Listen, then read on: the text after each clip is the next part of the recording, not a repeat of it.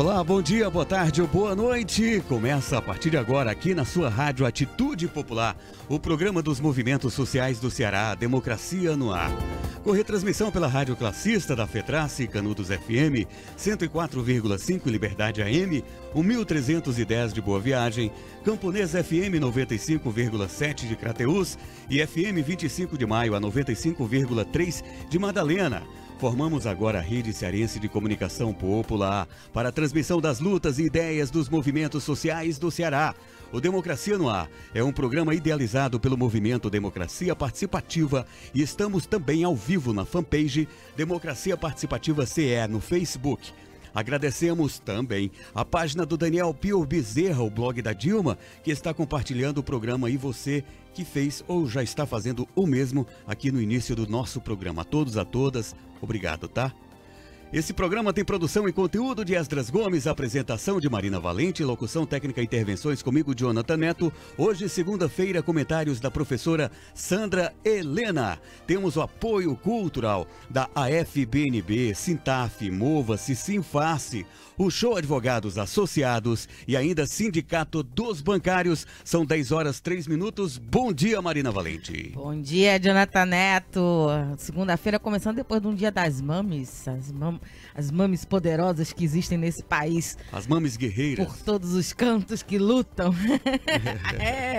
Elas que são todo santo dia uma grande revolução. É um carinho muito grande, cheiro para todas as mães, em especial as das nossas famílias que a gente ama muito. Enfim, um bom dia para você que está aí acompanhando a gente talvez nas nossas rádios parceiras, elas que têm esse importante trabalho de levar cada vez mais longe a voz dos movimentos sociais. Bom dia a você que está aí via Facebook, curtindo, compartilhando e comentando o nosso programa. Afinal, vocês também são comentaristas aqui do Democracia no Ar.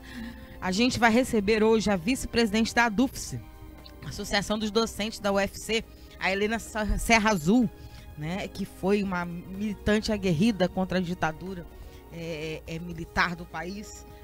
E a gente vai conversar sobre a revelação dos documentos da CIA, que contam detalhes sobre a política de execuções durante o período do regime militar. A gente está aguardando ela, que já está chegando, mas os comentários de hoje, é claro, toda segunda-feira é Dia das Mulheres nesse programa. Cadê a vinheta? Não saiu a vinheta? Eu botei o dedinho pra vinheta. Não, a vinheta. Sorry. Professora Sandra Helena. Mas aqui é assim, Marina, quando o operador, no caso eu, a gente atrasa, a gente coloca outra vez, é um bônus. Opa! Muito bom. Vamos lá. Professora Sandra Helena. Seja bem-vinda, professora Sandra Helena. Com dupla vinheta. Bom dia. Precisando desse bônus. Ok. Vamos girar, Jonathan Neto? Vamos girar sim.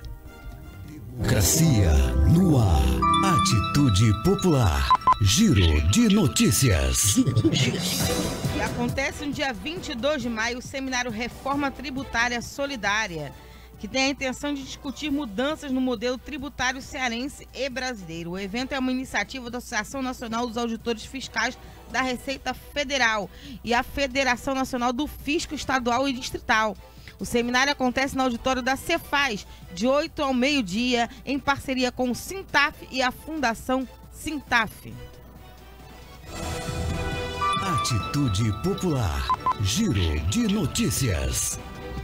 O grupo Alerquins, Cooperativa Paulista de Teatro, realiza nesse mês de maio um espetáculo baseado na obra de O Capital de Karl Marx. O espetáculo acontece nos dias 15, 17, 22, 24 e 29 de maio, todos às 20 horas, no Espaço Cultural Lélia Abramo, na rua Carlos Sampaio, 305, próxima à estação Brigadeiro do metrô da linha verde. O grupo declara que o valor do ingresso é no Pague Quanto Puder. A peça tem o apoio da Central Única dos Trabalhadores, CUT, do Sindicato dos Bancários de São Paulo, Osasco e região, do Sindicato dos Professores do Ensino Oficial do Estado de São Paulo, a APOESP, e da editora Boitempo. Aí, Sampa, programação super bacana para vocês que estão aí. Atitude Popular. Giro de notícias. A rede de rádio Lula Livre estreia hoje, dia 14 de maio, a partir das 9h45. O programa vai rodar até de segunda a sexta-feira. A iniciativa é uma parceria da Rádio Brasil de Fato, em parceria com emissoras de todo o país. A transmissão acontece direto da vigília e do acampamento montados em Curitiba. A produção do conteúdo acontece pelo Jornal do Brasil de Fato, em parceria com a Frente Brasil Popular. Além das transmissões de 15 minutos pela manhã, também haverá um boletim de 5 minutos diários para veiculação nas emissoras durante o dia. O programa ao vivo trará o Bom Dia de Lula e entrevistas de personalidades que estão visitando o acampamento. Bacaníssimo. Democracia no ar. O Departamento de Estado americano tem liberado desde 2015 documentos sobre a atuação da CIA e do governo americano. Um documento localizado por Matthias Spector, pesquisador de relações internacionais da Fundação Getúlio Vargas, coloca luz sobre as mortes do regime militar. O documento é um memorando elaborado por ex-diretor da CIA, William Colby, em 11 de abril de 1974 e enviado ao então secretário de Estado dos Estados Unidos, Henry Kissinger. O memorando fala que o ex-presidente Ernesto Geisel e o então presidente do Serviço Nacional de Informação, João Batista Figueiredo, sabia dos assassinatos de 104 opositores políticos e autorizou outras execuções de presos que constituíam como ameaças ao regime. Para falar sobre esse episódio do Brasil, a gente convidou a vice-presidente da ADUFSE, Associação dos Docentes da UFC, Helena Serra Azul. Seja bem-vinda, professora Helena. Bom dia a todo mundo aqui que está no debate. Bom dia ao pessoal, os ouvintes, né? Bom dia, Sandra, né? Bom dia, Helena. Bom dia, Marina. Tava querendo te chamar de Mariana, viu? Mas é porque... Bom dia. Viu? Bom dia, professora Helena Serra Azul. A gente segue aqui com os comentários da professora Sandra Helena, mas antes da gente começar a nossa entrevista, né? Vamos à nossa dica de livros, professora. Vamos. O livro que eu indico. Bom dia a todas, todos. Como eu sempre faço às segundas, eu gosto de indicar livros, sobretudo, até agora, livros que eu já conheço. Mas, diante da urgência do tema, inclusive pelo aspecto que nós vamos discutir aqui, né? Nas minhas redes, em alguns grupos, assim, eu recebi uma indicação de livro que eu vou fazer a indicação, enquanto eu também vou adquiri-lo e lê-lo, até porque ele já está disponível também em PDF. O livro é um livro de Felipe Recondo, a coleção Arquivos da Repressão no Brasil, da Companhia das Letras, chama Tanques e Togas, o STF e a Ditadura Militar. A gente vai falar aqui dos militares, né?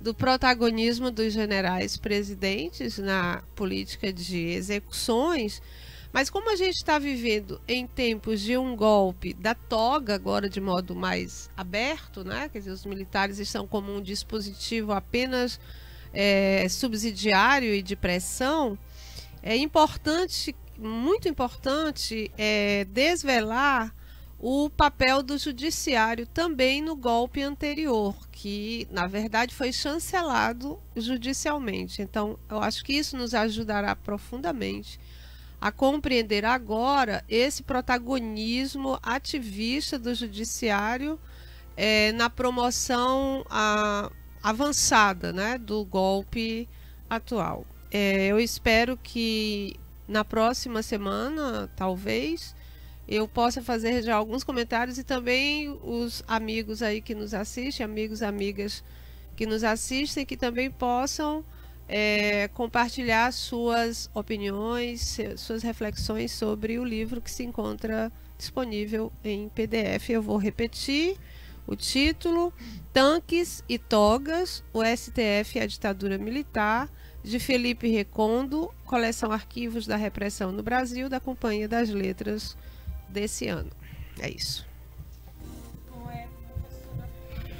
Helena Serra Azul, acho que a primeira grande pergunta é que esse documento traz uma coisa que a gente já, obviamente, sabia, que a gente sempre, né, soube, mas ele bota a luz sobre, e está sendo colocado luz sobre ele nesse momento, sobre a tortura, não é? E a morte como uma prática, a execução como uma prática de política de Estado, né?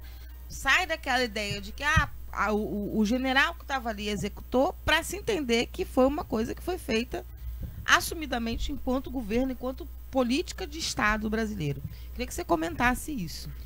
A grande questão que se coloca nesse momento é exatamente esse aspecto, porque a questão da tortura, do assassinato, dos porões da ditadura, isso já era comprovado, né? Desde, inclusive, ainda na época da ditadura, naquele primeiro livro, Brasil Nunca Mais, né, que é um livro, eu considero assim, clássico nesse aspecto, porque é um livro feito pela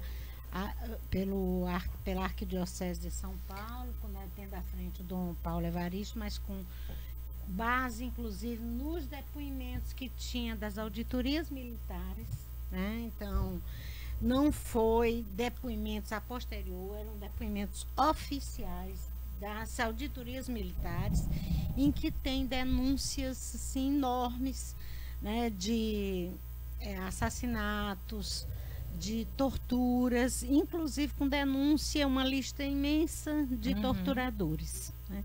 Só que qual é a grande questão e a diferença? Que quando é colocada essa questão e num documento da CIA, né, quer dizer, há várias décadas depois, se estabelece isso, Marina, que você colocou.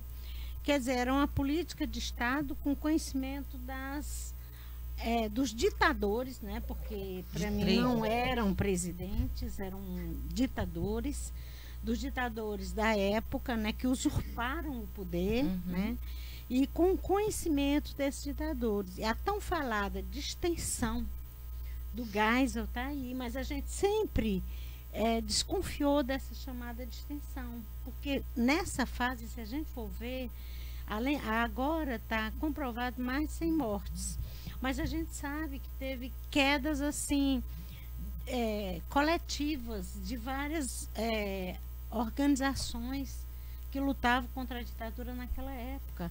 A morte do Herzog, toda a queda da direção do PCdoB, toda a queda da direção do PCB, morte do pessoal ligado à VPR, morte do pessoal da Palmares, né?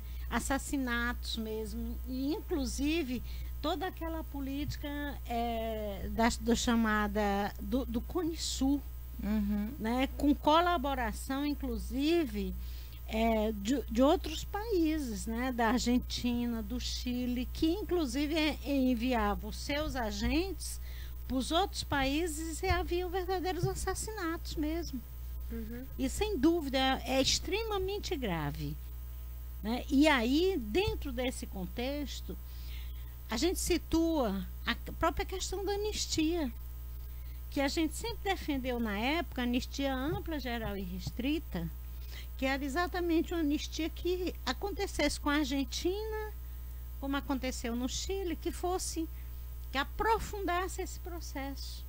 Só que nós não conseguimos da forma como a gente queria. Isso é bom deixar bem claro. Uma anistia que preserva e que protege os torturadores, isso é muito questionável. E na época houve todo esse processo de discussão. O pessoal voltou, mas nunca houve a punição, né, desses agentes do Estado, e principalmente agora, como se viu, do ditador maior, que era o usurpador que tomou a presidência da República.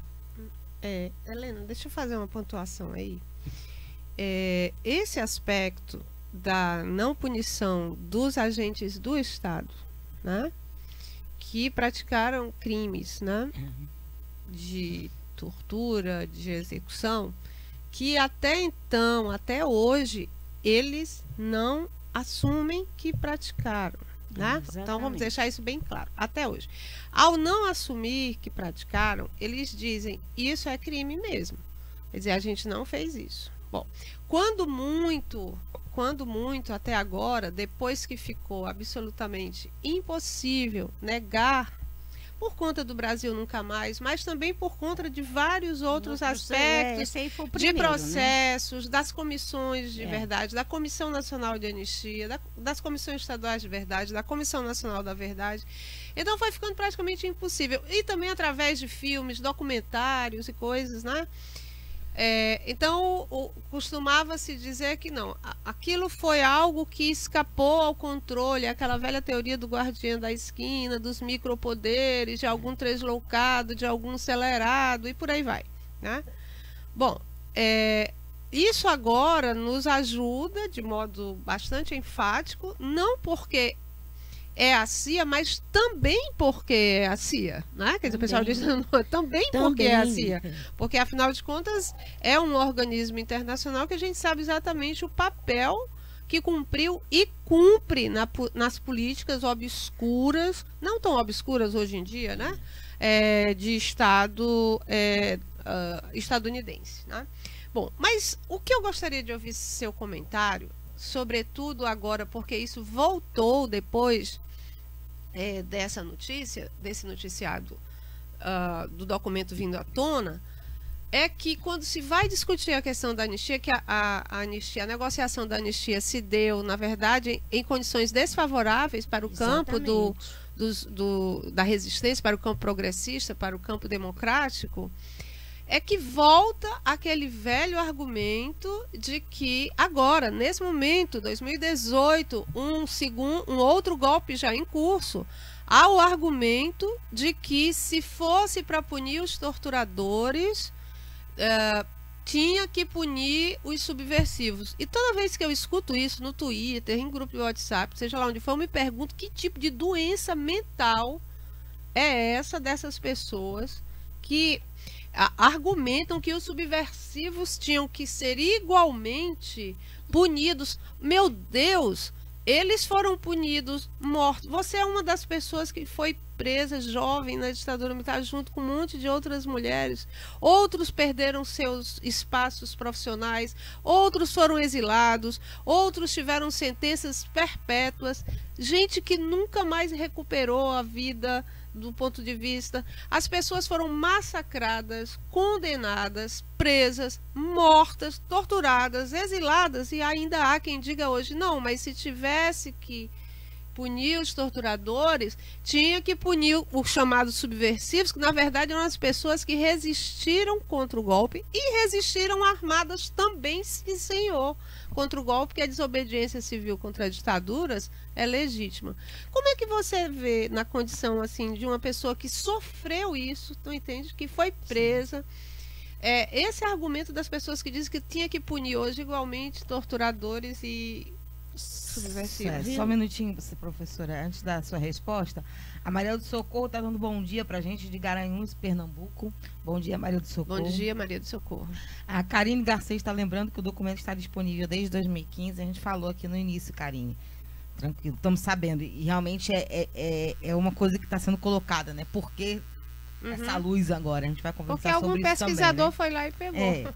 O John Kennedy Lula da Silva Ribeiro está dando bom dia para você, John Kennedy. O Daniel Pio Bezerra está dizendo: a CIA está lubridiando o povo brasileiro ao divulgar esse documento. A CIA sempre trabalhou com manipulação e mentira. Os governos de Costa e Silva e Médici foram piores que o governo Geisel. Por que a CIA não divulga os documentos do envenenamento de Jango no Uruguai? Colocação do Daniel. Não fez muito sentido, Daniel. Eu também não. O John Kennedy Lula da Silva Ribeiro está dizendo: ditadura nunca mais. A Maria Lúcia Bezerra está dizendo: parabéns, meninas, vocês são um luxo. Mulheres maravilhosas são vocês, admiro e respeito. Obrigadão. A Maria Lúcia Bezerra está dizendo: Deus abençoe. A Regina Célia Ferreira está dando bom dia, jovens e inteligentes mulheres. Bom dia, Regina. A Maria Lúcia Bezerra está dizendo: Vertentes, está falando de Vertentes, Pernambuco, Brasil. Bom dia, Pernambuco. E o Rafael Tomiyama está dando aqui bom dia pra gente. Bom dia, Rafael. Bom dia, Rafael. Bom, professora Helena Serra. É muita Helena, é muita Helena. E é muita professora também, vamos lá. É até bom. Vamos ver se eu consigo tirar um 10 aqui no final do programa. Mas essa questão da lei da anistia, né? Tá se levantando a ideia dela ser revista, como a professora colocou, e está dando justamente uma resposta aí já da imprensa, de alguns, digamos assim, cães de guarda aí.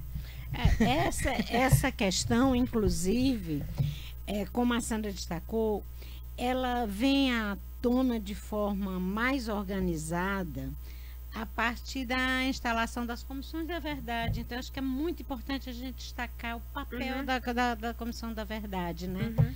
E das próprias associações de anistia, né? Nos vários locais que foram assim. A gente teve uma muito forte. Né? Nós ainda temos, né? Que teve uma história muito grande, né? A nossa Associação 6468, mas que a gente tem em vários estados.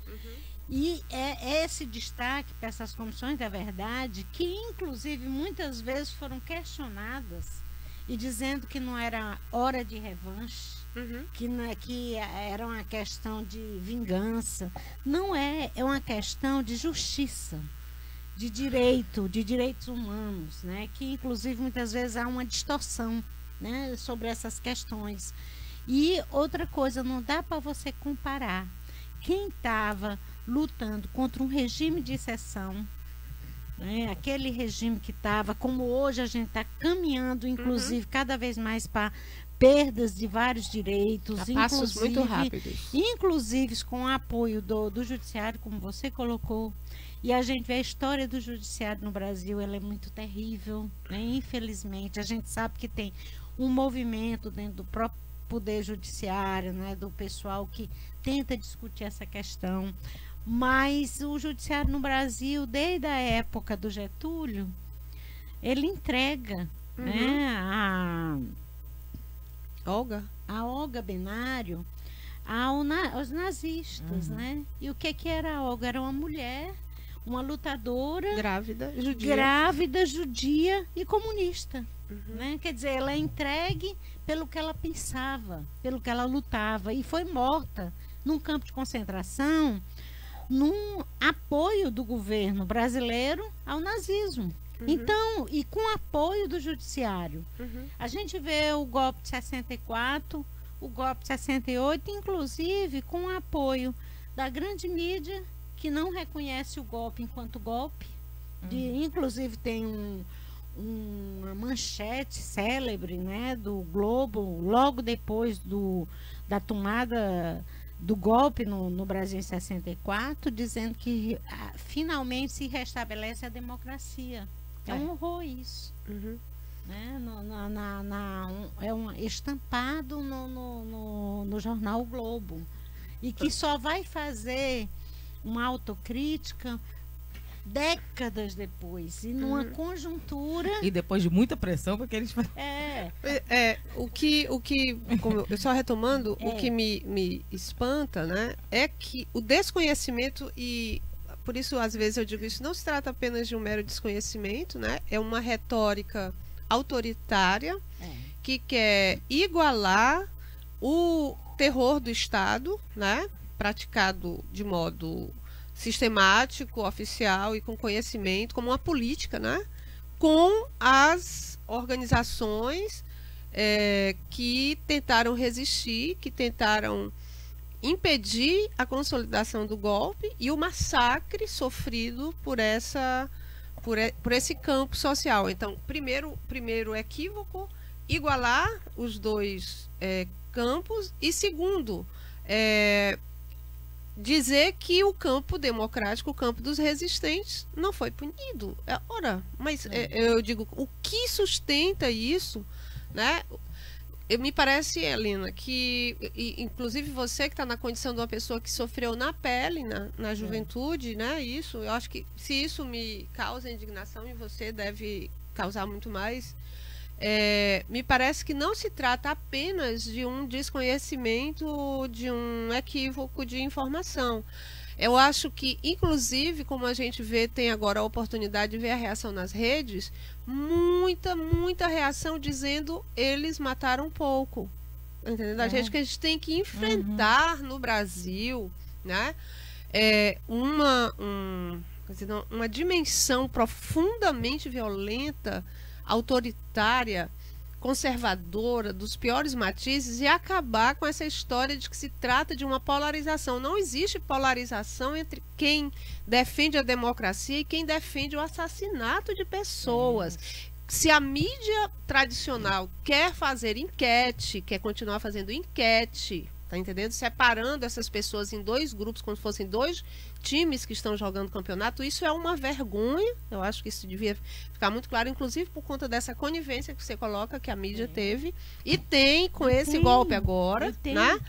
Porque coloca a gente como se a gente estivesse disputando narrativa. Eu defendo a democracia, defendo a justiça, o cara tá lá defendendo política de assassinato. E aí isso é uma polarização. É a questão do fascismo. Gente, né? Quer dizer, eu acho que se... Depois eu comento, inclusive, o comentário do Daniel, depois que a gente voltar do break, né? Porque eu acho que tem um pouquinho a ver com isso aí, essa história de... Eu tô vendo esse movimento nas redes, tipo, por que agora? O Geisel foi bom, o nacionalista. Olha, por favor, eu sei que o Daniel vai mandar uns comentários aí punks, mas eu acho que é mais complicado do que isso. Algumas pessoas estão com uma teoria de conspiração de por que o documento foi lançado agora. Ou porque o documento que estava desde 2015 aberto foi colocado luz porque sobre alguém ele agora. Foi pesquisar, tem muita coisa aí parada que não tem ninguém pesquisando, gente. E tem muita teoria de conspiração no meio. E tem sempre aqueles existentes, né?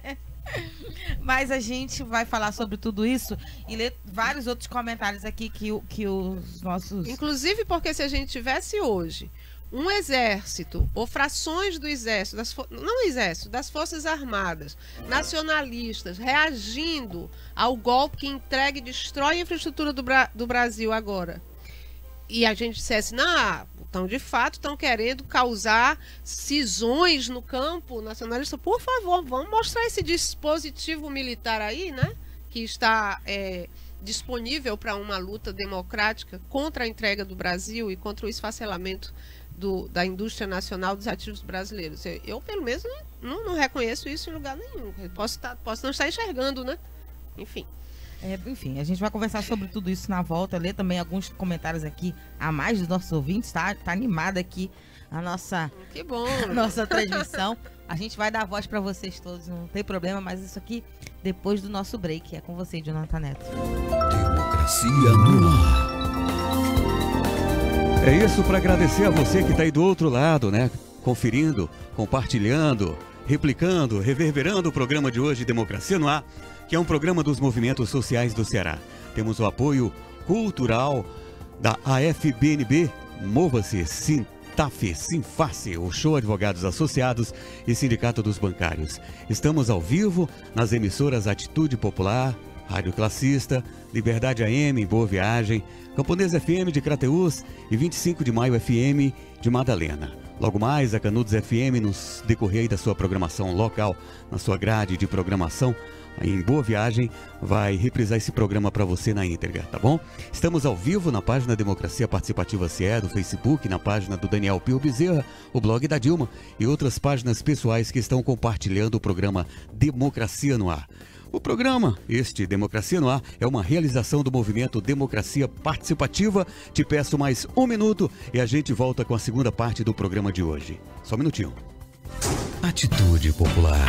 Sua rádio com atitude. Espaço Parlamentar Popular. A voz de quem luta no parlamento em favor dos interesses populares.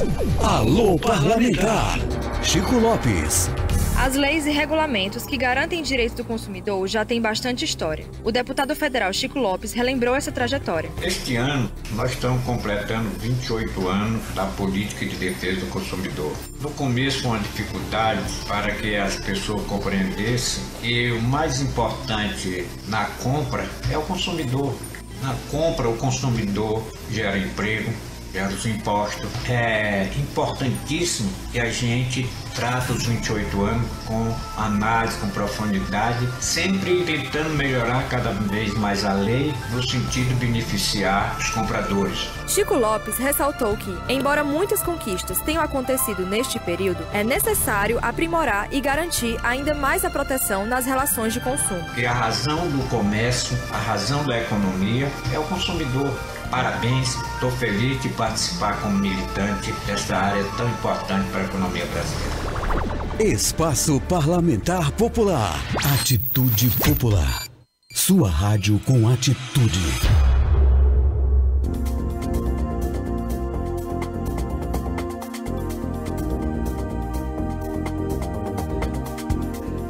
Se você pudesse ouvir o que passa nos bastidores aqui do programa Democracia no Ar, interessantíssimo. É o seguinte, voltamos, né? Segunda parte do programa Democracia no Ar. Para você que está chegando agora, bem-vindo, bem-vinda. Fique à vontade com Marina Valente, convidada e comentarista do dia. É comigo mesmo. É com você. Tem vários comentários, inclusive. Aliás, é comigo e com todos os nossos ouvintes aqui, porque tem vários e vários comentários. Eu vou ler todos eles agora. Sim, é bom. A Regina Célia Ferreira está dizendo: solitária é coisa de ditadura. O Rafael Tomiyama está perguntando aqui por que a DUF, depois de tantos anos, se desvincula do Andes?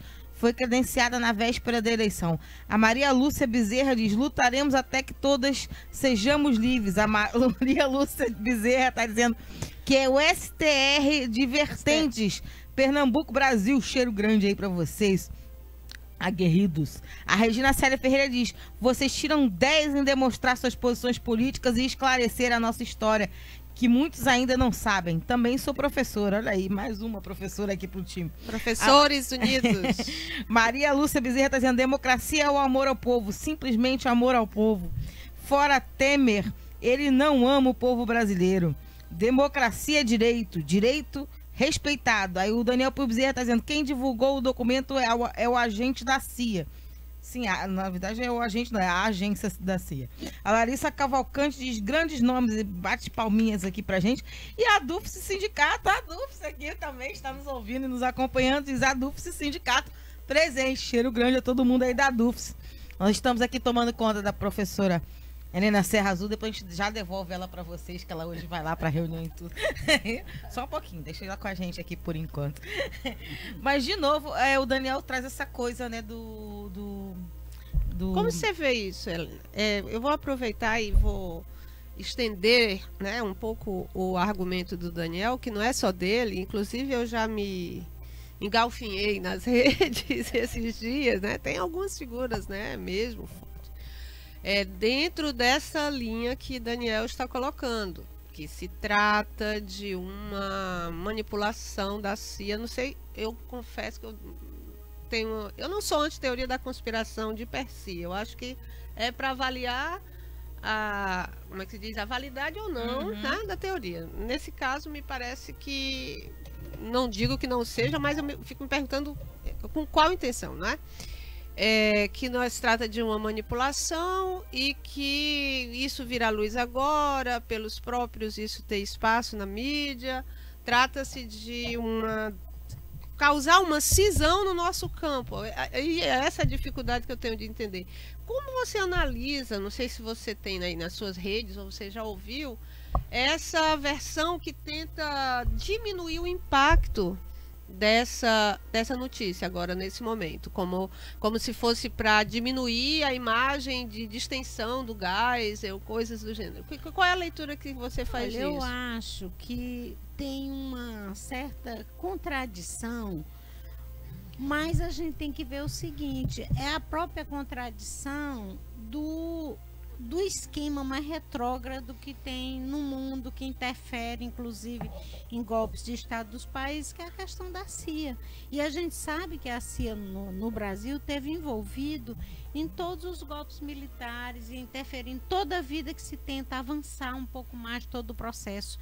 E a CIA aí representa, a meu ver, o que tem de mais retrógrado, intimamente relacionado com os esquemas financeiros internacionais, com esse parasitismo, né, que a gente, né, o rentismo dentro do sistema bancário, né? Então, eu acho que tem algumas contradições, só que a gente vê isso, dentro dessas contradições você vê, tem pessoas que investigam, que pesquisam. Mas isso aí está indo ao ar porque teve um pesquisador que botou essa luz. Mas esses documentos, vocês têm uma lei lá, né, que eles de certo modo, obedecem, né? A gente tem uma lei de acesso à informação, mas, por exemplo, no próprio caso da Comissão Nacional da Verdade, as Forças Armadas se negaram a abrir, dizendo que arquivos não existiam mais, material foi destruído.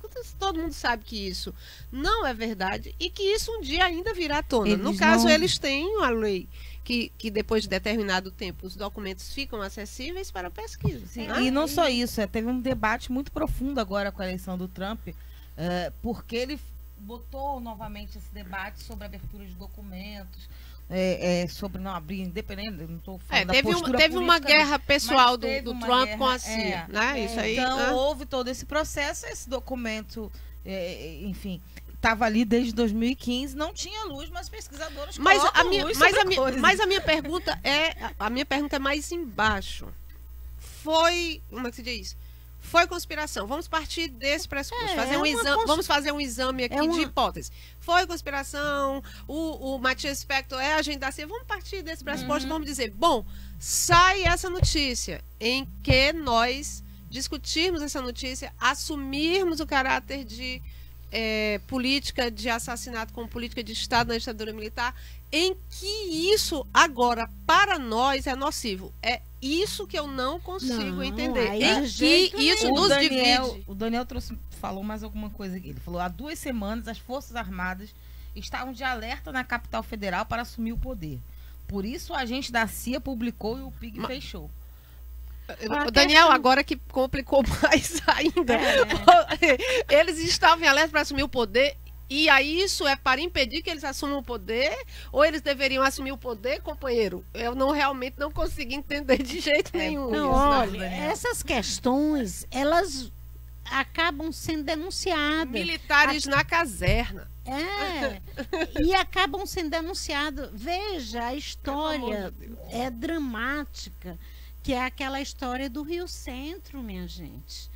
Então, quem viveu o passado, eu acho que os ouvintes já devem ter ouvido falar, a história do Rio Centro, que era o quê? Era um show que estava tendo... No 1º de maio de 1980. No 1º de maio de 1980. Um grande show com artistas. No Dia dos Trabalhadores, uma população enorme de pessoas lá. E foi programado, na época, pela ditadura em vigência, já era 1980, uma explosão para jogar a culpa nos setores de esquerda. O que foi que aconteceu? Não deu do jeito que eles queriam, né? Como o pessoal diz, aconteceu um incidente e a bomba explodiu no colo dos 2 agentes. Um deles morreu e essa coisa foi depois totalmente desvendada e foi denunciada. Então, hoje não se tem dúvida. Né? Então, essas questões, a própria CIA está divulgando, ela teve envolvida, não vai se tornar ela boazinha, não. Ela teve envolvida nos golpes de Estado, inclusive, com certeza está envolvida agora, na tomada do poder e no afastamento, através do impeachment, de uma presidente eleita. Outra coisa simbólica desse documento, professora Helena, é que a gente teve, inclusive, tem 2 parágrafos inteiros ainda censurados, ainda sob censura, né? Ainda arriscados. E que nos levam a essa reflexão. O que seria que diria lá, né? Talvez as mãos americanas com mais presença na reunião. Assim... E aí a minha pergunta é o que você acha desse documento? O que esse documento também esclarece sobre essa participação americana, sobre essa presença americana em 64? Lógico, porque se a CIA está divulgando isso, com certeza ela teve participação nesse processo. É lógico. Como é que ela teve acesso a esses documentos? Né? A segunda questão... Só um pontinho aí, Helena. Para quem está tendo contato com essa discussão agora, sobretudo a galerinha mais jovem que nos assiste, existe um documentário maravilhoso chamado O Dia que Durou 21 Anos, em que esse é um entre tantos, né? E uma farta documentação, tanto acadêmica como ensaística, jornalística. Mas esse documentário é muito informativo da presença dos americanos, né? Que naquele momento não se tratou apenas do Brasil, se tratou do quadrante da América Latina inteiro, desde o caso do Chile, né? Do ponto de vista da implantação do neoliberalismo. Então, assim, não fiquem sem assistir esse documentário, O Dia que Durou 21 anos. Professora Helena. Só uma questão que eu gostaria também de destacar, que nesse período, já na chamada distensão, né, que era uma ditadura, sem dúvida, que aí é que tá, a gente tem nome em várias bancas, que aquela bomba que foi colocada na OAB do Rio de Janeiro com a morte da funcionária, parece que era Lídia. Foi uma carta-bomba, né? Uma carta-bomba, quer dizer, aquilo ali era um terrorismo de Estado. Então, acho que aí é a grande importância desse documento. Não são ações paralelas, sem conhecimento. É um terrorismo de Estado. Eu só gostaria muito que se esclarecesse a minha pergunta aqui, a minha insistência, inclusive com os comentários do Daniel, mais alguns tem a ver com isso. Quer dizer, o que nós estamos vendo agora? Na verdade, agora não, antes mesmo. Primeiro, a recusa das Forças Armadas em ceder seus documentos para a Comissão Nacional da Verdade. Eu sinto que aí também tem um dos aspectos que causou essa progressiva reação à presidenta Dilma Rousseff, porque a Comissão Nacional da Verdade, embora tenha sido uma diretriz do Programa Nacional de Direitos Humanos na terceira versão, justamente na virada do governo Lula para o governo Dilma, foi de fato posta em causa no governo Dilma. Segundo, o que nós temos visto nos últimos 3 anos, a partir do golpe de 2016? A gente tem visto manifestações dos generais da ativa e da reserva, terríveis, absolutamente terríveis, considerando o golpe de 64 Revolução, falando dos manifestantes, das pessoas que resistiram à ditadura como subversivos, como é que se diz, terroristas. Quer dizer, a linguagem completamente anacrônica. E, por último, agora, nós vimos os tweets chantageadores do STF quando dá a votação do caso Lula, né? Quando nós não vemos manifestação desses generais em relação ao caso Paulo Preto, em relação a todos os outros casos. E que tipo de cisão irá se causar? Tem gente querendo intervenção militar, eu não consigo entender. Afinal de contas, o que se trata isso? A gente tem mais alguns comentários de ouvinte. A Regina Célia Ferreira está dizendo fora Temer. Nosso querido Ariano Mota, nosso querido escritor Ariano Mota, dizendo: saudações para o Democracia Participativa com mais uma discussão livre. Se houver conspiração, que a transformemos a favor dos democratas. Perfeito. E em benefício da memória política do Brasil. Perfeito. Abraço nas guerreiras. Aí o Daniel Pio Bezerra está dizendo: os Estados Unidos estão apoiando o aprofundamento do golpe e não tem interesse que as Forças Armadas assumam o poder. Nem nós, né? Nem eles, nem nós. Nesse ponto eu tô com eles. Não. Daniel, quem tem interesse, Daniel? Onde é? A Regina Célia Ferreira está dizendo: não se eleger militar de forma alguma.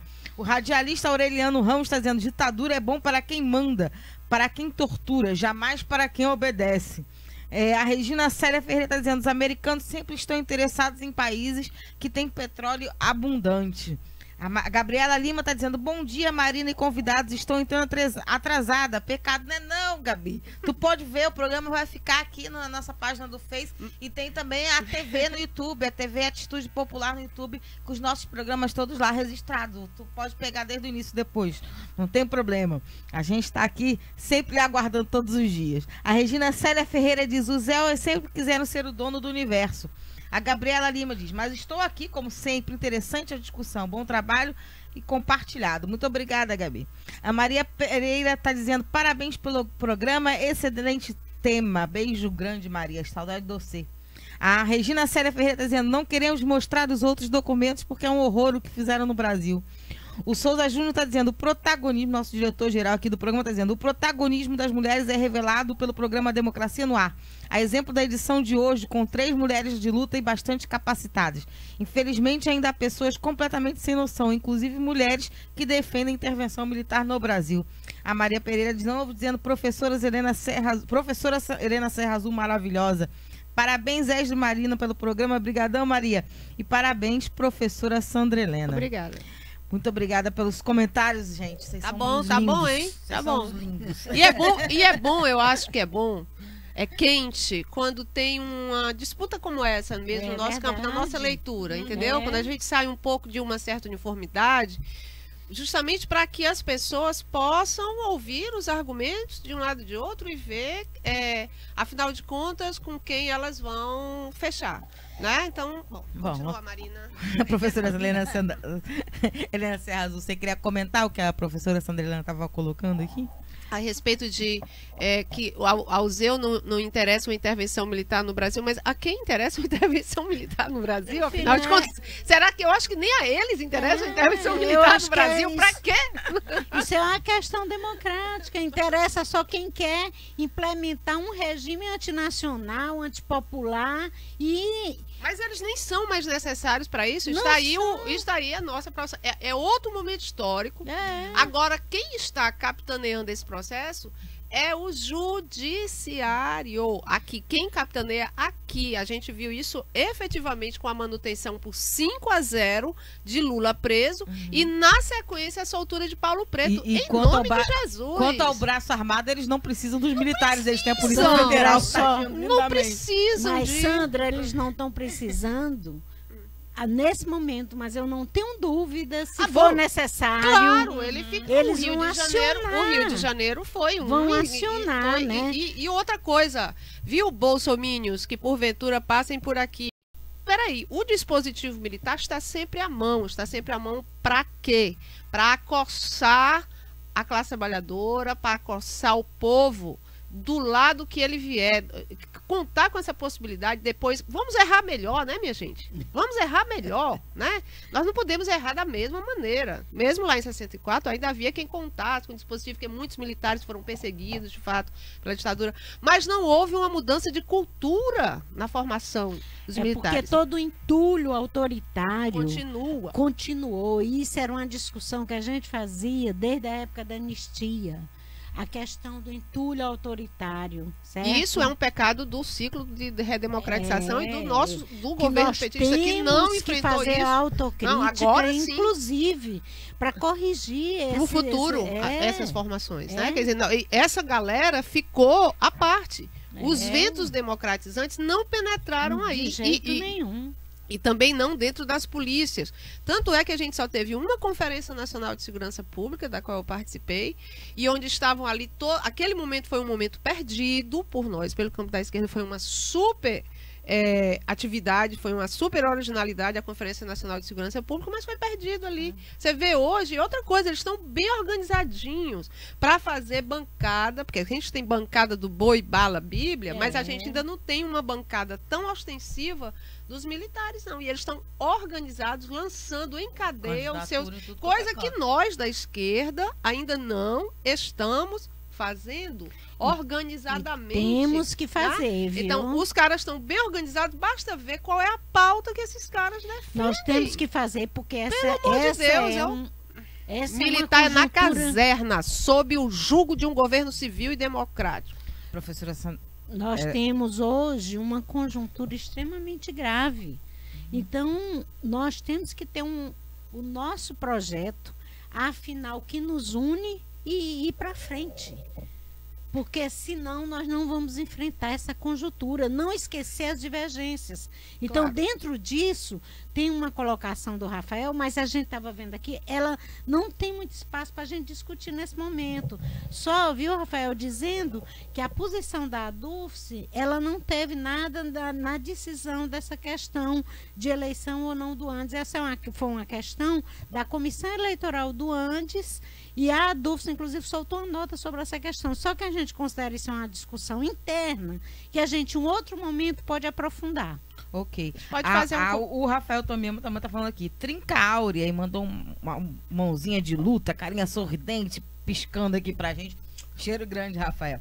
A Célia Golder está dizendo: parabéns, mulheres. Tenho orgulho de pertencer à classe, quando um dia já tive vergonha. Brigadão. O Souza Júnior está dizendo: já estamos com 164 compartilhamentos e creio que até o final do programa vamos superar os 200 e quem sabe bater o recorde anterior, que é de 211. Que foi aqui, hein? Continuem comentando, curtindo e compartilhando esse excelente debate. E o Ariano Mota está falando, a formação das escolas militares continua a mesma. Continua a mesma educação anticomunista do tempo da Guerra Fria. E sobreviveu à retomada da democracia no Brasil. O Ariano, nunca te vi, sempre te amei. Uma pessoa fantástica, Ariano. Queridíssimo. Professora, tá realmente muito vivo isso, esse debate, antes da gente passar para as considerações finais, né? A gente falou do documento, mas esse debate presente na sociedade de uma máscara do que foi a ditadura, do endeusar o que foi a ditadura, de uma volta na ditadura, e inclusive na relação da formação das polícias, como a professora Sandra Helena está colocando, né? Eu queria que você...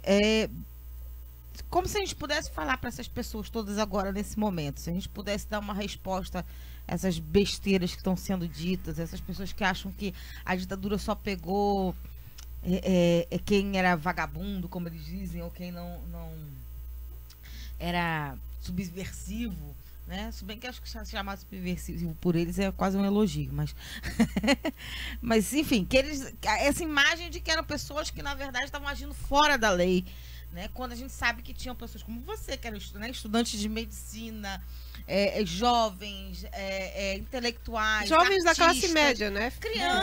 Crianças entraram nesse terror, nesse terrorismo que a ditadura fazia. Então, se a gente pudesse dar resposta, inclusive munir os nossos militantes com uma resposta para eles darem, qual seria? Assim? Olha, a ditadura tem até aquela célebre poesia que é de um autor brasileiro, do Eduardo Alves, se não me engano, que o pessoal sempre diz que é de Mayakovsky, porque ele foi lançado num livro que é chamado Caminhos de Mayakovsky, com Mayakovsky, alguma coisa assim, e que diz, né, um dia entraram no seu jardim, tiraram a flor e eu não fiz nada, até que um dia o mais fraco entra na sua casa, destrói e eu já não posso fazer nada. Então, a ditadura é exatamente isso.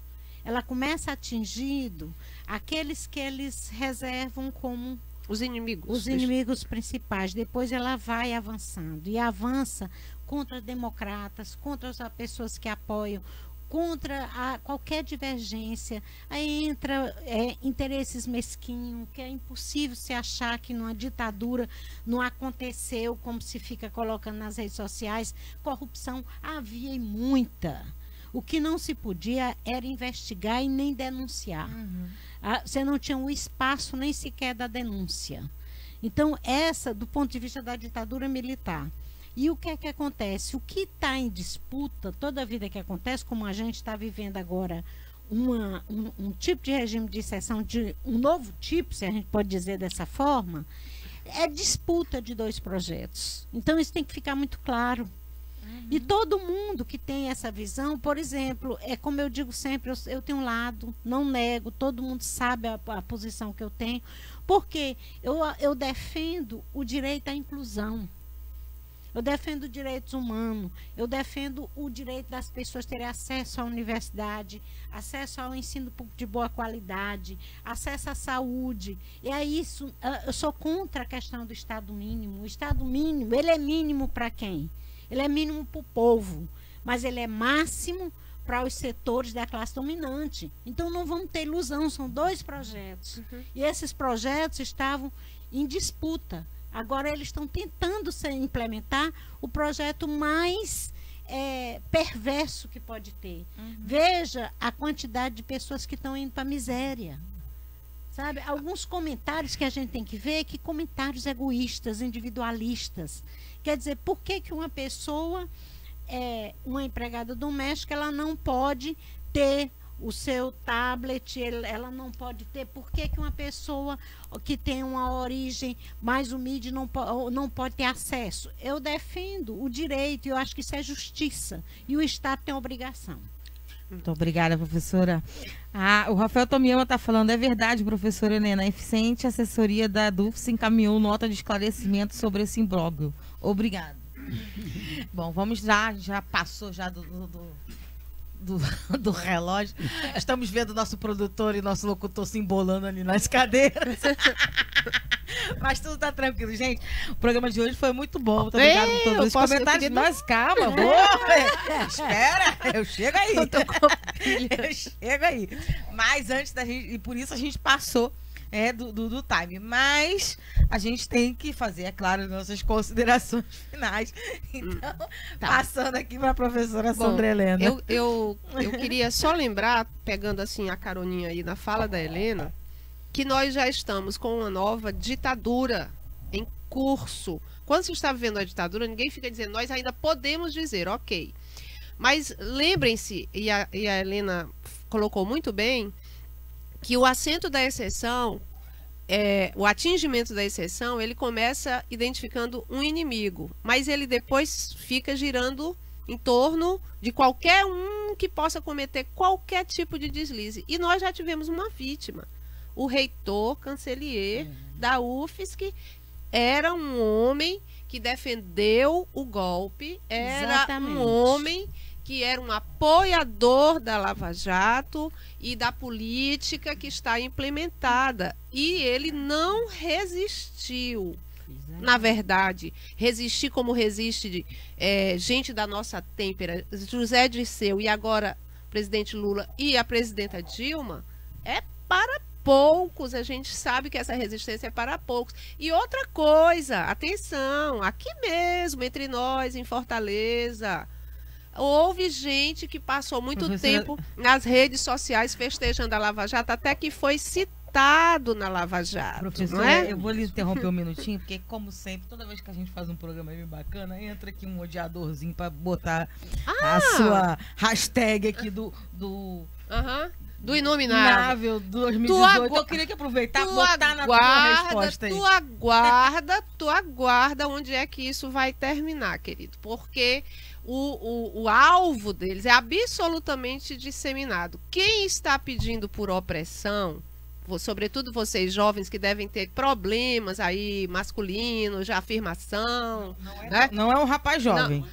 Não, então pior ainda, né? Quem está pedindo por mais opressão, e isso eu conheço em vários níveis, infelizmente, colegas professores, operadores do direito, realmente, quem está pedindo por mais opressão, julga sempre que estará na condição do opressor. Vocês aguardem com calma, vocês aguardem bem calminhos, que na eventual desgraça desse acontecimento, vocês saberão exatamente do que é que nós estamos falando. Mas voltando para a história do reitor... Pé de paulada vai levar. Vai, ela chega lá. Inclusive, a gente já viu isso acontecer. Então, tem várias pessoas que acreditam que a defesa da democracia é uma defesa de nada frente a essa defesa da opressão. Queridos, a história ensina, está cheia de ensinamentos. Vocês aprenderão da pior maneira, né? A gente, inclusive, eu, pelo menos, tenho certa comiseração, né? Quando eu tenho jovens alunos que chegam nessas condições, mas é só dar uma pequena chance de um debate em sala de aula, da leitura de grandes obras, assistir bons filmes, que isso se cura. No caso daqueles que são incuráveis mesmo, a única coisa que a gente vai ter que fazer é voltar essas pessoas para as cloacas de onde elas saíram, porque a história não vai deixar que isso prossiga. Não vai demorar tanto tempo assim, não. É isso que eu digo para esse rapaz. Obrigada, professora Sandra Helena, pela sua participação em mais um programa nosso com os seus comentários. O radialista Aureliano Ramos está dizendo: a ditadura não matou estupradores nem bandidos, matou professores e intelectuais. A Denise Valente Marinho está dizendo: não citem o inominável. Cito mesmo, não. E a Gabriela Lima está dizendo: bravíssima, serão oprimidos.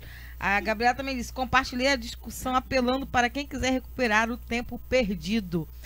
Professora Helena Serra Azul. Uma honra, viu, de debater aqui com a Helena hoje, viu, Helena? É uma honra debater com você hoje. O Souza Júnior está dizendo: tudo que você planta volta para você. É o caso do reitor da Universidade Federal de Santa Catarina. Pedi para você, professora Helena Serra Azul, suas considerações finais. Olha, minha gente, a gente tem que estar atento, né, ao que está acontecendo no Brasil e, antes de mais nada, fazer uma defesa intransigente do processo democrático e que isso não é uma questão, digamos assim, teórica, isso é uma questão prática do nosso dia a dia. E defender um projeto. É um projeto inclusivo, um projeto que favoreça o direito das pessoas, o direito à saúde, o direito à educação, o direito de se desenvolver como cidadão pleno, né? Eu acho que ditadura nunca mais. E principalmente uma ditadura militar, e vamos lutar pelo restabelecimento dos direitos no nosso país. É isso. Lula livre! A Gabriela Lima está encerrando dizendo convidada de alto nível. Convidada e comentarista, Gabi. Parabéns, Marina. Obrigada. Cheiro grande para você, Gabi. Muito obrigada também a todos os outros ouvintes que curtiram, compartilharam e comentaram o programa de hoje. Afinal de contas, vocês também são comentaristas desse programa e nós amamos muito todos. E ela botando aqui também hashtag ditadura nunca mais. E também agradecer a todos vocês que estiveram nos ouvindo através das nossas rádios parceiras, elas que têm esse importante trabalho de levar cada vez mais longe a voz dos movimentos sociais. Obrigada, professora Helena. Obrigada, professora Helena. As Helenas de luta. Um cheiro grande para todos vocês que estiveram nos acompanhando. E até amanhã. É com você, Jonathan Neto. Democracia no ar. É isso, nós acabamos de ouvir, de conferir, ver o programa Democracia no Ar, que é o programa dos movimentos sociais do Ceará. Temos o apoio cultural da AFBNB, Sintaf, Sinfarce, Mova-se, o Show Advogados Associados e Sindicato dos Bancários. Apresentação, Marina Valente, produção, Esdras Gomes, locução técnica, comigo, Jonathan Neto. Hoje, segunda-feira, comentários da professora Sandra Helena. Agradecemos as nossas parceiras, a Rádio Classista, Canudos FM, Liberdade AM, Camponês FM e 25 de Maio FM. Ainda ao blog da Dilma, ao Daniel Pio Bezerra, páginas aí do Facebook que compartilharam o programa de hoje, e você também que fez o mesmo aí na sua página pessoal. Muito obrigado a todos e a todas. E já convido então a você a uma nova edição que acontece amanhã do programa Democracia no Ar, a partir das 10 horas da manhã. Conto com a honrosa audiência sua e a gente se fala e a gente se vê, tá bom? Bom dia, boa tarde, boa noite, até lá! Democracia no ar. Atitude Popular.